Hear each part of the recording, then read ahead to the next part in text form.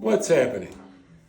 When I was a child, I learned how to read the English language and music at the same time. My mom was a classical musician. She played several instruments and produced opera. She's also a writer. And she would teach me songs in front of the piano, and I would learn the music and the words at the same time. It's one of my earliest memories. And then I studied piano, and then I studied trumpet for a minute. When I took up guitar, my teachers all taught me through tablature and through imitating what they did.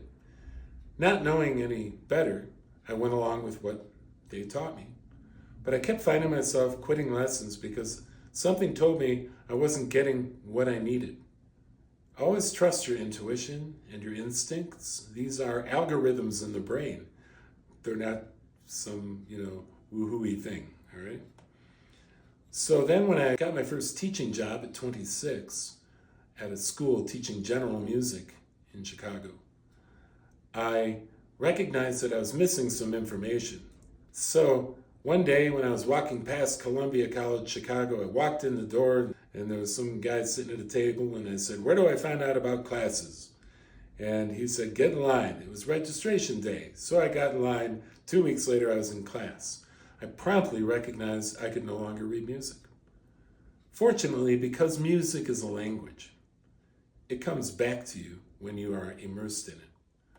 So after my first semester, me getting back in shape, I took Spanish classical guitar. I did that for a couple semesters, then I took up jazz guitar. And I did this because I recognized quickly that what I was missing, that I had an intuition about, was a foundation. And then as I started to teach private students, I saw a whole bunch of people come in that had the same problem. I had guys come to me who'd been playing as long as I had, which was like 15 years at the time, and they didn't have this solid foundation. It took me maybe, 5 years from that point to recognize that I had an effective method. I have seen it succeed consistently over 30 years of teaching. It's starting with, let's make sure you have a solid foundation, whether or not you've been playing or not. Let's make sure you have a solid foundation, that the fretboard is not some mystery, and that you are not just imitating me, you are understanding what I am doing. My school in Chicago, Phil Circle Music Chicago. My school here in Albuquerque, Phil Circle Music ABQ, because we don't want to make people spell Albuquerque all the time.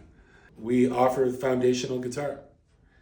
All of the workshops and classes at my school in Chicago, and this will be true of all the workshops and classes here in Albuquerque too, are based on this method of creating a foundation for whatever your instrument is, so that you can take that to whatever genre or style you want. This includes, by the way, learning the skills involved around improvisation, because the creative voice is an essential part of any musician's success. Listen to Yo-Yo Ma play the cello a couple times if you never have.